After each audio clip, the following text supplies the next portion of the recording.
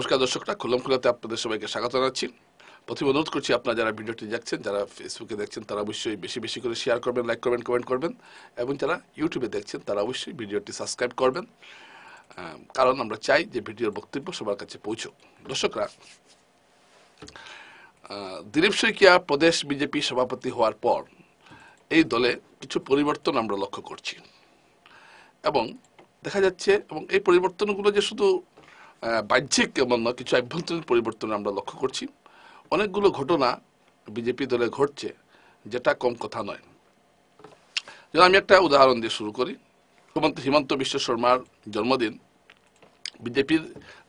বিজেপির কোনো ব্যানার ব্যবহার না করতে মুখ্যমন্ত্রী অনুরোধ জানিয়েছেন।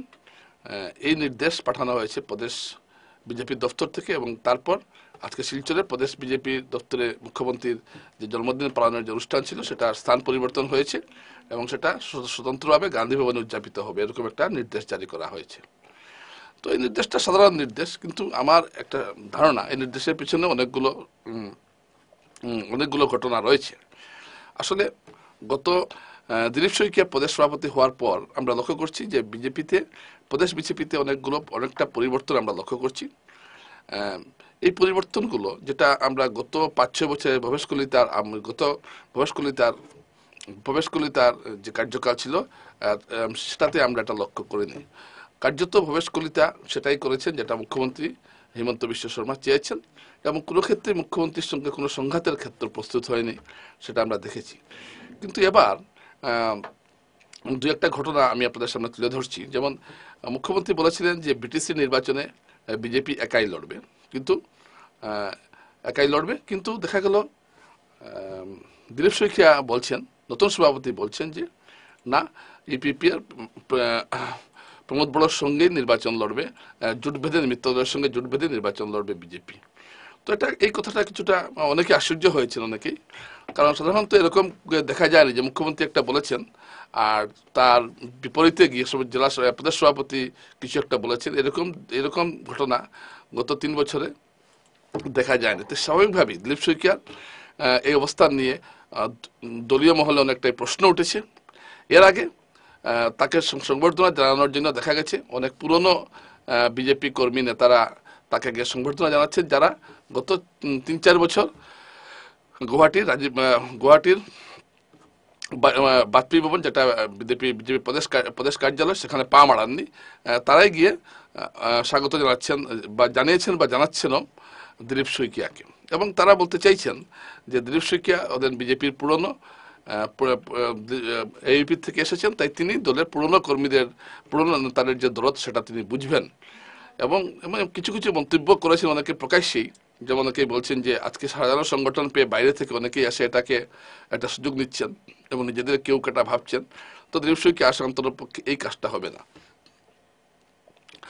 তো এটা ঠিক, এই ঘটনা, এই দিলীপ শইকিয়া সভাপতি হওয়াটা অসম প্রদেশ বিজেপির রাজনীতিতে কিন্তু একটা তাৎপর্যপূর্ণ ঘটনা, এবং এটা অনেকেই বলছেন যারা বিজেপির রাজনীতির সঙ্গে যারা অঙ্গাঙ্গিভাবে জড়িত বা খুব ভেতর থেকে যারা বিজেপির রাজনীতিকে দেখেন, তারা বলছেন যে এককভাবে দলের উপর, সরকারের উপর তো মুখ্যমন্ত্রীর কর্তৃত্ব তো আছেই, কিন্তু দলের উপর যে কর্তৃত্বটা, সেটা এখন আর নিরঙ্কুশ রইল না। এখন প্রদেশ সভাপতির সঙ্গে যৌথ সিদ্ধান্তেই কোনো কাজ করতে হবে, যেটা প্রবেশকলিতার সময় যেটা দেখা যেত না। প্রবেশকলিতা দিলীপ শইকিয়ার মতো নন, দিলীপ শইকিয়া যতটুকু সংগঠন থেকে উঠে এসেছেন, যতটুকু ব্যক্তিত্বের অধিকারী, ততটুকু প্রবেশকলিতা নন।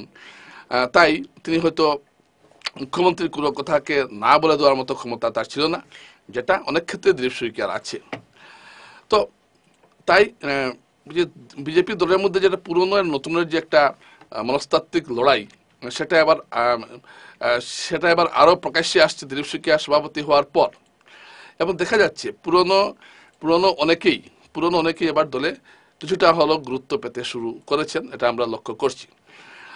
তো এই অবস্থায় বিজেপি দলের আগামী যে বিধানসভা নির্বাচন বা নির্বাচনের টিকিট বন্টন, এইসব ব্যাপারে এখন একটা যৌথ সিদ্ধান্তে দলকে যেতেই হবে।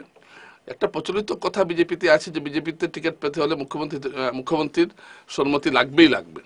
কিন্তু দেখা গেছে গত গত উপনির্বাচন যে হয়েছে 5টা আসনে, সেগুলো সবগুলো প্রার্থী যে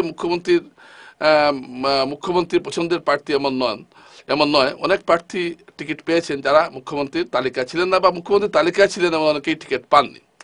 এবং এক্ষেত্রে আমরা লক্ষ্য করছি কিছুটা হলেও, যেমন সর্বানন্দ সোনোয়ালের যে লবিটা রয়েছে, যেটা মুখ্যমন্ত্রী বিরোধী লবি, সেই লবি কিন্তু আমরা লক্ষ্য করছি যে কিছুটা দলের মধ্যে ক্রমশ শক্তিশালী হচ্ছে।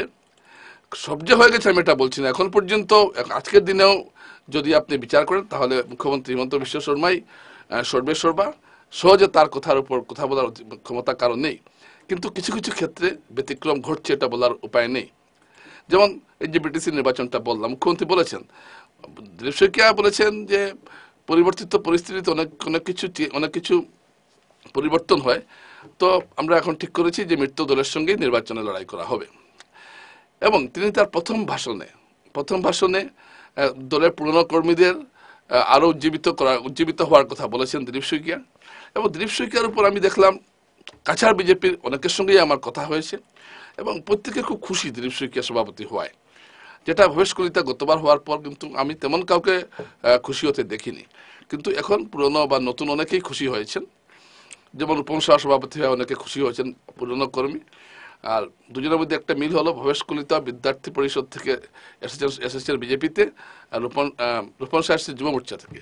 তো এইভাবে এক একটা বিভিন্ন রাজনৈতিক বিভিন্ন পদ বা বিভিন্ন স্তর অতিক্রম করে দিলীপ শইকিয়া আজকে এই জায়গায় এসে পৌঁছেছেন, এবং তিনি এবং সাংসদ হিসাবেও তিনি যথেষ্ট দক্ষতা দেখিয়েছেন। এখনও তিনি সাংসদ।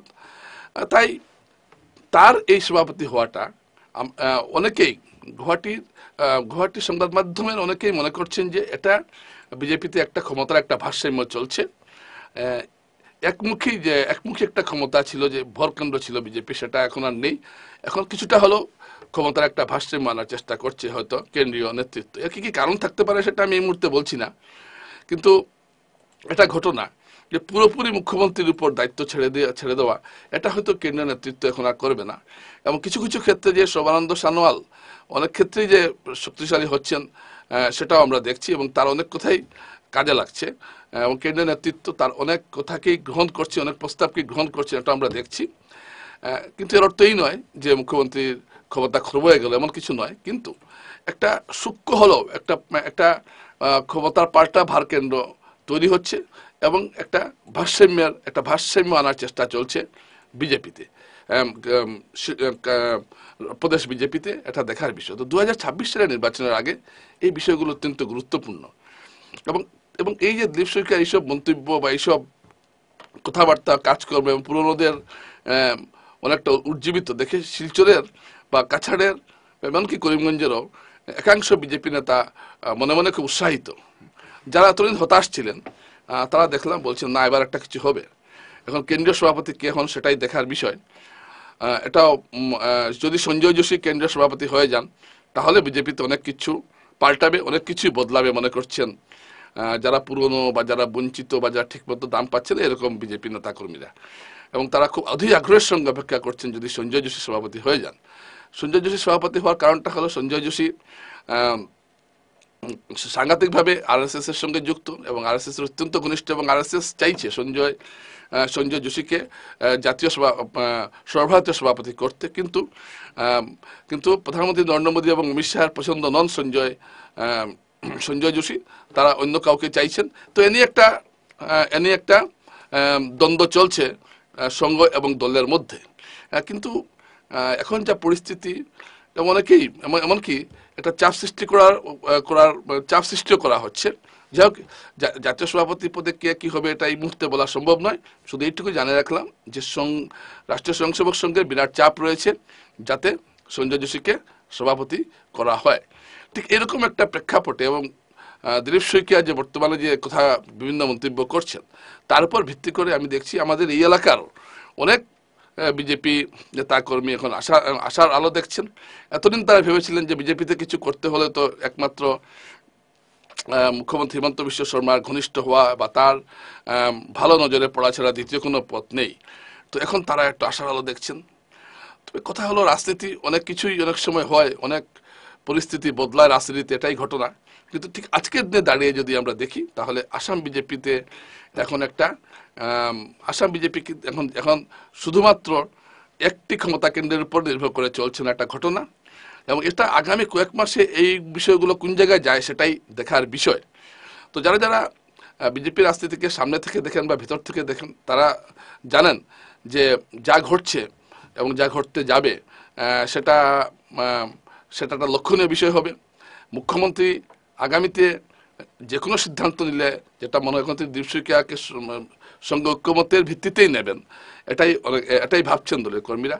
তো কথা হলো রাজনীতিতে কে কাউকে একজন ব্যক্তিকে কতটুকু জায়গা ছাড়বে এটা একটা বড় প্রশ্ন। রাজনীতির খেলাটা বড় জটিল এবং অনেক জটিল অঙ্ক এখানে রয়েছে। এই যে বললাম সভাপতি নির্বাচন, জাতীয় সভাপতি দিলীপ শইকিয়া ততটুকু শক্তিশালী হবেন যদি জাতীয় সভাপতিও যদি তাকে সমর্থন করেন, নাহলে দিলীপ শইকিয়া বেশি দূর যেতে পারবেন না। তাই সর্বভারতীয়